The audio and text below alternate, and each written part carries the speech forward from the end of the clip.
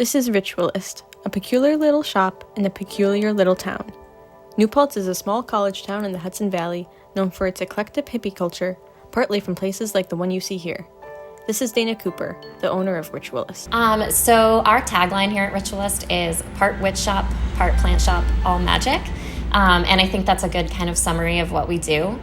We sell things like tarot decks, altar candles, herbal tinctures, crystals, and then a wide array of houseplants and plant accessories like pots and soil and things like that. The shop first began in 2018 when Dana left her longtime career in the music industry and started working at a florist and plant shop in Brooklyn, New York. While I was doing that, I really just started to notice the relationship between a shop owner or shop employee and customers, and how that can be like a really special bond. I really enjoyed having people come in off the street and just chat with me about flowers and plants and, helping them choose gifts for their loved ones or for themselves.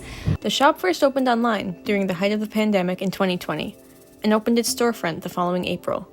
A year later, they relocated to their current location on Main Street in New Paltz, which is also Dana's hometown. I hope that Ritualist feels like a welcoming space for everyone in the community.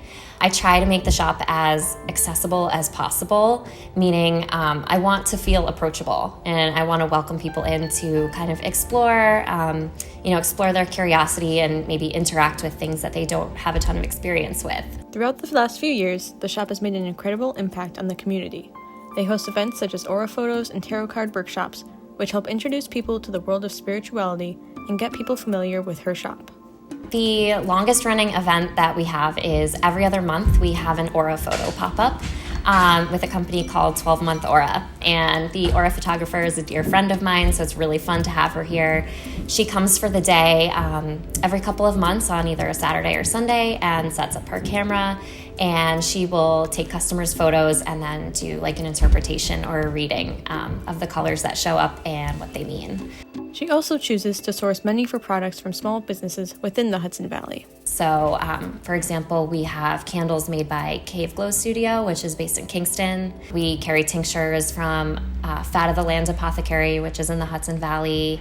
One of my favorite tarot decks that we carry here was made by someone who lives about 20 minutes away, who's become a friend of mine through the shop. So I do like to carry locally made goods as well.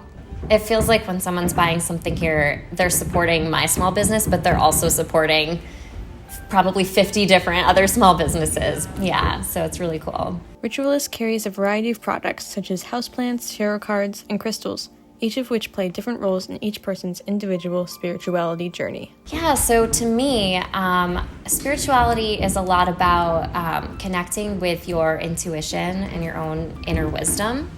It's about feeling empowered and recognizing that we all have power within us to enact change.